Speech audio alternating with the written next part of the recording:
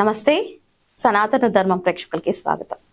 మనతో పాటుగా icon astrologer, ఆధ్యాత్మికవేత్త గట్టుపల్లి సురేష్ బాబు గారు ఉన్నారు.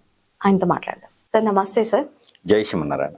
సార్, గ్రామాలలో తాంత్రిక విద్య చాలా చూస్తూ ఉంటాం. సిటీల్లో అంటే చాలా తక్కువగా ఉంటుంది, నమ్మకాలు కూడా చాలా తక్కువగా ఉంటాయి. గ్రామాల్లో చాలా మంది నమ్మడము చేయడము, అవి నిజంగానే ఫలిస్తాయా? ఆ నమ్మకం అనేది కరెక్టా? ఇక్కడ ఒకటండి, గ్రామాల్లోనూ టౌన్స్లోనూ లేకపోతే మెట్రోపాలిటన్ సిటీస్లోనూ అని కాదు. ఇక్కడ ప్రజలు ఎక్కడైతే ఉంటారో ఉగ్రవాదులు అక్కడే ఉంటారు, ప్రజలు ఎక్కడైతే ఉంటారో వనరులు అక్కడే ఉంటాయి, ప్రజలు ఎక్కడైతే ఉంటారో నక్సలైట్లు కానీ నక్సల్స్ కానీ తాలిబాన్లు కానీ అందరూ అక్కడే ఉంటారు, థియేటర్స్ కానీ షాపింగ్ మాల్స్ కానీ ప్రజల దగ్గరే ఉంటారు. అలానే ఇలాంటి చేసేవారు అందరూ కూడా ప్రజల వద్దనే ఉంటారు, ప్రజల్లోనే ఉంటారు, మనలానే ఉంటారు. గురువు అంటే వేరేలానో, రాక్షసులు అంటే ఇంకోలానో, అది మనకి ఐడెంటిటీ కోసం సినిమాలు వేసేటువంటి వేషం మాత్రమే. ప్రజల్లోనే ఉంటారు, మనలానే ఉంటారు. 2 కాళ్ళు 2 చేతులు 2 కళ్ళు ఉంటాయి.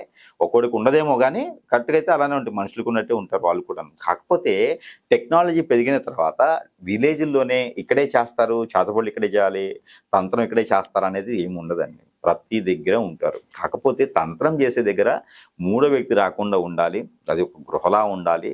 ఇక్కడ కొంచెం ప్రశాంతమైన వాతావరణం కావాలి. కాబట్టి ఎక్కడైనా చెరువులు కానీ వాగులు కానీ కావాలంటే విలేజెస్ సైతం ఉంటాయి. ఎక్కడైనా ధర్మస్థలాలు కావాలంటే విలేజెస్ అయితే ఎవరు కదిలించరు. అట్లాంటి వాటి ద్వారా విలేజ్కి వెళ్తారేమో కానీ కొండలు ఎక్కాలంటే విలేజ్లోనే ఉంటాయి, పంట పొలాలు కావాలంటే విలేజ్లోనే ఉంటాయి. అందుకొని వాళ్ళు విలేజ్కి వెళ్తారు తప్పితే వేరే అన్నిట్లోనూ ఇప్పుడు సిటీస్లోనే ఉంటున్నారు. ఇప్పుడు రాజకీయ నాయకులకు కానీ బిజినెస్ మ్యాన్కి కానీ తంత్రం చేయించాలంటే మాత్రం ఎక్కడికి వెళ్ళి చేస్తారు? ఈ అడవుల్లోకి వెళ్ళరు. ఇక్కడే హైదరాబాద్లోనే, బెంగళూరులోనో, కలకత్తాలోనో ఉండి చేయాల్సిందే, వేరే ఎక్కడికి వెళ్ళడానికి లేదు. కాకపోతే ఇక్కడ ఏంటంటే తంత్రం అనేది మనము సూక్ష్మంగా చూస్తున్నాం. తంత్రం అనేది ఏదో అది మనకేదో చెడు చేస్తుంది అని ఆలోచిస్తారు అందరూ. కానీ మంత్రం ద్వారా కొన్ని పనులే అవుతాయి. మంత్రం ద్వారా పనులు అవ్వాలంటే చాలా ఆలస్యం అవుతుంది. కానీ తంత్రం ద్వారా పని చేస్తే త్వరగా రిజల్ట్ వస్తుంది. కానీ తంత్రాన్ని మంచి కోసం ఉపయోగించుకుంటే మాత్రం అదృష్టం, తంత్రాన్ని చెడగొట్టడానికి ఉపయోగించుకునే మాత్రం కర్మ. ఇప్పుడు ఒక మనిషి ఒక కాన్షియస్ ఉంటుంది, అంటే ఒక నియోజకవర్గం ఉంటుంది, విరు పార్టీ వాళ్ళు ఉన్నారు. ఎవరి దగ్గరైతే గురు యొక్క ఆధీనంలో తంత్రం ద్వారా ఎదుటి వాళ్ళందరినీ కించపరిచేసి ఎదుటి వాళ్ళందరినీ దిగదార్చేసి వీరు గెలిచేలా చేశారా, ఆ గురువు గొప్ప విషయం. ఇప్పుడు ఒక నియోజకవర్గం 4 నిలబడితే ఒకరే ఎందుకు గెలుస్తారండి? వీరి దగ్గర డబ్బు లేకనా, పరపత లేకనా, పొరుగు లేకనా, అట్రాక్షన్ లేకనా, ఎందుకు ఒకరే గెలుస్తారు? వారు ఎవరో కూడా ఎవరికి తెలియదు, వారు గెలుస్తారు. అంటే వారి వెనక గురువు ఉన్నారు, తంత్ర గురువు ఉన్నాడు. అది లాజిక్. తంత్ర గురువు ఉన్నటువంటి రాజకీయ నాయకుడైనా బిజినెస్ మ్యాన్ అయినా ఖచ్చితంగా గెలవాల్సి. నిజంగా ఫలిస్తాయండి. ఫలించే రీతిలో చేయాలి. దొరికేటువంటి వస్తువులు కూడా అలానే ఉండాలి. అలాంటి వస్తువుల్లో చేసేటువంటి తంత్రం చేస్తే ఇప్పుడు ఉన్నటువంటి రాజకీయ నాయకులకి ప్రతి ఒక్కరికి కూడా ఒక గురువు ఉంటారు. ఇప్పుడు నా దగ్గర 15 మంది రాజకీయ నాయకులు ఉన్నారు. వీళ్ళందరికీ కూడా వెనక గురువుగా ఉండేది చేసేదానికి ఉంటుంది. నియోజకవర్గంలో ఉన్నటువంటి పర్సన్ కాదండి, అణువెంతు కూడా పావల వంతు కూడా వారి మీద చేయడానికి కూడా అవకాశం ఉండదు.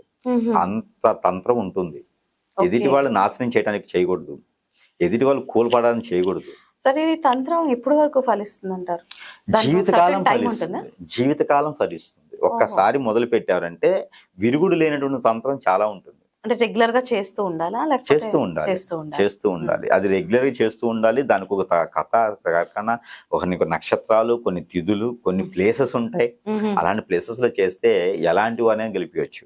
ఒకటంటే అనేది సినిమా ఉంటుంది, ఒకటి ఈగ అనే ఒక మూవీ ఉంటుంది. ఈగని పెట్టి సినిమా తీసినటువంటి రాజమౌళి గారు ఉన్నారు. అలానే తంత్ర గురువు ఉంటే, తీసేటువంటి శక్తి ఉంటేనే కదా ఈగ పెట్టి సినిమా తీసినారు, అది హిట్ అయింది కదా. అలానే తంత్ర గురువు సరైనటువంటి వాడు దొరికితే ఎలాంటి వారినైనా గెలిపించవచ్చు. అతను ఇతనే కలవాలి, ఇతనే ఉండాలని కాదండి. ఎవరు గెలిచినాడు వారి గొప్పతనం కాదు, ప్రజలకి వారి గొప్పతనమే తెలియదు కాబట్టి. కానీ నాయకులకు మాత్రం వెనక గురువు ఉంటాడు. ఆ గురువు తంత్రమే చేస్తారు, మంత్రం చేయరు. మంత్రం చేసే వాళ్ళు ఓడిపోయేదానికే సిద్ధంగా ఉంటారు. చాలా మంది బయటికి పబ్లిక్ లేదంటే ఎన్నో రకాల హోమాలు చేపించాను, యజ్ఞాలు చేపించాను. హోమాలు యజ్ఞాలు చేపించిన వాళ్ళందరూ ఉన్నారా? గెలిచారా? అది కాదు ఇక్కడ పాయింట్. చేసే తీరులు ఉంటుంది. కాబట్టి తంత్రం అనేది అది భయపడేటువంటి విషయం కాదు. తంత్రం అనేది మనం ఏదో భయభ్రాంతులు వేసి అమ్మో అని దూరంగా ఉండేసిన పని లేదు. చేసేటువంటి గురువు, చేయించేటువంటి పర్సన్స్ ఎవరైతే వారిద్దరి మధ్యన అనుసంధానమై ఉంటుంది. And ఒకటి తంత్ర గురువు ఏదైనా చేయాలంటే ఎదుటి వారికి పవర్స్ తీసుకురావాలి, హారాన్ని తీసుకురావాలి, నేను మంచి చేయాలి, నువ్వు గెలవాలి, లేకపోతే నువ్వు దీనిలో బాగుండాలి అని చెప్పి చేసేటువంటి గురువు మంచిది. లేదండి మీరు గెలవాలంటే ఎవరినైనా నేను ఇది చేస్తాను, వాడిని అష్టదిబ్బం చేసేస్తాను, వాడిని నేను చేతబడి చేసేస్తానంటే అది కర్మ, అది పాపం, అది ఖచ్చితంగా గురువుకి వస్తుంది, చేయించే వారికి వస్తుంది. అలా చేయకూడదు. అలా చేస్తే ఎవరికైనా ఇబ్బంది అవుతుంది. అవును. అప్పుడు ఆ చేయించబడ్డ వాళ్ళు ఉన్నారు చూస్తారా, వాళ్ళు నాలాడికి కావాలి, వాళ్ళకి మళ్ళీ విరుగుడు విరుగుడు కావాలి. కావాలి. అలాంటి వాటికి విరుగుడు ఉంటుంది. మంచి చేస్తే విరుగుడు అవసరం లేదు, అవసరం లేదు. చెడు చేస్తే విరుగుడు ఖచ్చితంగా ఉంటుంది. ఓకే. తంత్రం అనేది ఎప్పుడైనా మనం మంచికే యూజ్ చేయాలి కానీ చెడుకి యూజ్ చేయకూడదు అంటారు. ఖచ్చితంగా అండి. చెడుకి యూజ్ చేయడం ఏంటి, ఎట్లా అంటే ఒక అబ్బాయి ఉంటాడండి, ఒక కాలేజీలో చదువుతున్నారు, ఒక అమ్మాయి మీద కన్నేశాడు, నాకు ఆ అమ్మాయి కావాలని చెప్పి ఒక తంత్రగురు దగ్గరికి వచ్చేసి నీకు నేను ఎంతైనా ఇస్తా, నాకు ఆ అమ్మాయి కావాలని చెప్పి కూర్చున్నాను అనుకోండి, అది చెడు. ఆ అమ్మాయి ఒక్కదాన్ని ఇక్కడ పెడితే వాళ్ళ ఫ్యామిలీ, కుటుంబం ఇంకొకళ్ళకి అవకాశం ఇచ్చినట్టయితే, పోనీ వీడు ఏలుకుంటాడంటే వీడు అవసరం తీర్చుకొని రోడ్డు మీకు వేస్తాడు, అది కర్మ, అది పాపం. అప్పుడు గురువుకి తగులుతుంది, చేయించిన వాడికి తగులుతుంది. అలా కాదు, నేను లవ్ చేశాను, పోనీ నా మీద ఇష్టపడేలా చేస్తే నేను పెళ్లి చేసుకున్నా అంటే ఒక సంసారం జీవితం ఇచ్చినట్టు.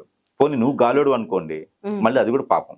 మనము గురువు కూడా గ్రహించుకోవాలి, ఏం చేయాలో అదే చేయాలి. అలాగా మనకి తంత్రం అయినా సరే మంచి కోసం ఉపయోగిస్తే తంత్రం అనేది చాలా మంచిది. ఈరోజు ప్రపంచంలో యుద్ధం ఆపాలన్నా తంత్రం ద్వారానే అవుతుంది. అలానే మనకి ఒకప్పుడు మిలిటరీ ఉండేది, మనకి చాలా మంది మిలిటరీ సైన్యం కూడా చాలా మంది కూడా తంత్రం ద్వారానే మిలిటరీ నందన ఆకట్టుకొని మనం కాన్షియస్ లో తెచ్చుకునేవారు. ఏదైతే తంత్రం ఉంటుందో మన కాన్షియస్ లోకి ఎదుటి వ్యక్తిని తెచ్చుకోవచ్చు. ఈ రోజు మనకి ఉగ్రవాదులు ఉన్నారు, తాలిబాన్స్ ఉన్నారు, ఇప్పుడు యుద్ధం జరుగుతుంది, ఎంతో మంది బలవుతున్నారు, కానీ వీళ్ళు ఇంకా ధైర్యంగా యుద్ధానికి వెళ్తున్నారు అంటే అక్కడ ఏంటి అర్థమైందండి, వాళ్ళ మైండ్ సెట్ మొత్తము అక్కడ ఉన్న లీడర్ అంతా ఆధీనంలో పెట్టుకుంటారు. ఎలా అయిద్దండి అది? తంత్రం ద్వారానే అవుతుంది. కానీ మంచితనంతో చేసేటువంటి లోక కళ్యాణ కోసం చేసేటువంటిది తంత్రము మంచిదే. దాన్ని ఉపయోగించిన తీరులో ఉపయోగించుకుంటే చాలా మంచిది. ధన్యవాదాలు సార్.